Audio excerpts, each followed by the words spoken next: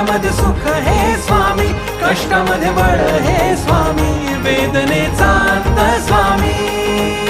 अनंत कोटी ब्रह्मांड नायक महाराजाधिराज योगीराज परब्रह्म श्री सच्चिदानंद भक्त प्रतिपालक अक्कलकोट निवासी श्री स्वामी समर्थ महाराज